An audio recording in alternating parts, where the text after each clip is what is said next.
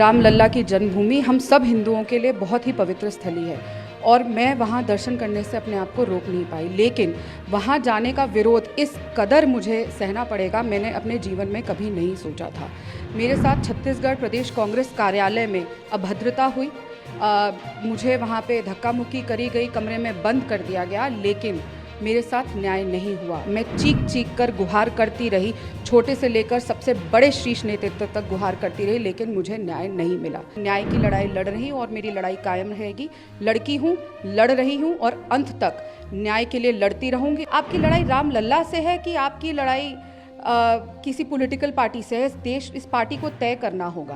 कांग्रेस की राष्ट्रीय मीडिया प्रभारी राधिका खेरा ने कांग्रेस पार्टी से इस्तीफा दे दिया है। उन्होंने छत्तीसगढ़ पार्टी इकाई पर असम्मान का आरोप लगाया था और पार्टी के भीतर पुरुष प्रधान मानसिकता से पीड़ित लोगों को उजागर करने का संकल्प लिया था। ये एक स्वाभाविक सी घटना है।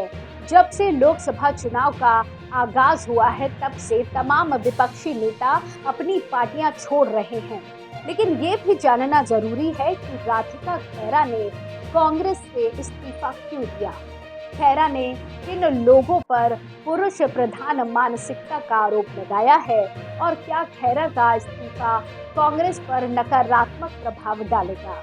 आइए इस मुद्दे को गहराई से जानें। नमस्कार, आप देख रहे हैं एयर न्यूज़। कांग्रेस से इस्तीफा देने पर खेरा ने कहा कि उन्होंने राम मंदिर में दर्शन करने के कारण पार्टी से न्याय की गुहार लगाई थी, लेकिन उन्हें इनकार कर दिया गया। मैंने कभी पार्टी लाइन को पार नहीं किया। मैंने पूरी निष्ठा और ईमानदारी से काम किया है।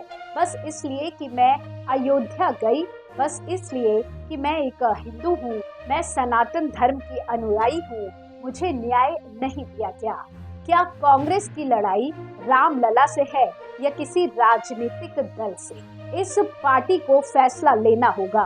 मैंने 6 दिन इंतजार किया और न्याय की गुहार लगाई, लेकिन कुछ नहीं हुआ।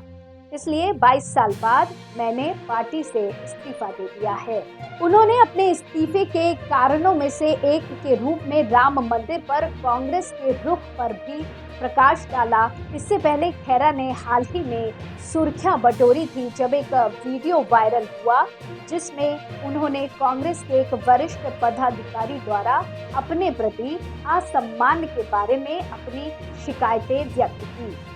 वीडियो में उन्हें एक अज्ञात व्यक्ति के खिलाफ आरोप लगाते हुए सुना जा सकता है, जिसमें कहा गया है कि पार्टी में किसी का भी सम्मान नहीं किया जाता है, खासकर महिला राजनेताओं का। खेरा के इस्तीफे से कांग्रेस के लिए नकारात्मक परिणाम होने की संभावना है। वो पार्टी में एक युवा और लोकप्रिय चेहरा थी और उनका इस्तीफा आंतरिक असंतोष के संकेत के रूप में देखा जा सकता है। ये पार्टी की महिला उम्मीदवारों को बढ़ावा देने की प्रतिबद्धता पर भी सवाल उठा। बाकी खेरा का इस्तीफा कांग्रेस के भीतर चल रही समस्याओं पर भी प्रकाश डालता है।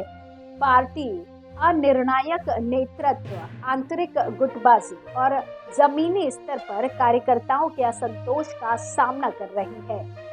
खेरा के इस्तीफे से ये भी पता चलता है कि कांग्रेस को महिला नेतृत्व को बढ़ावा देने के लिए और अधिक प्रयास करने की आवश्यकता है।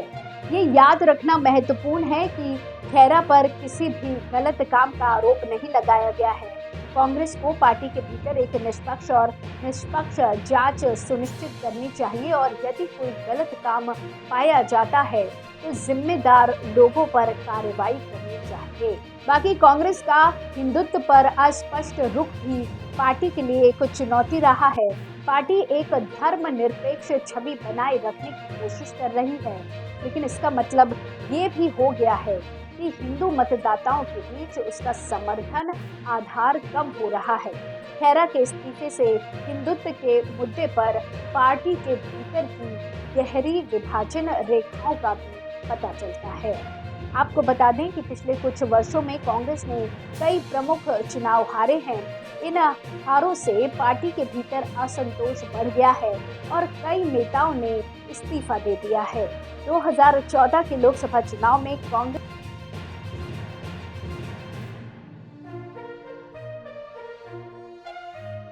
उसके बाद 2019 में लोकसभा चुनाव का भी यही हाल रहा था, जहां कांग्रेस केवल 52 सीटें जीतने में सफल रही। बाकी विधानसभा चुनावों का हाल तो सबको पता ही है।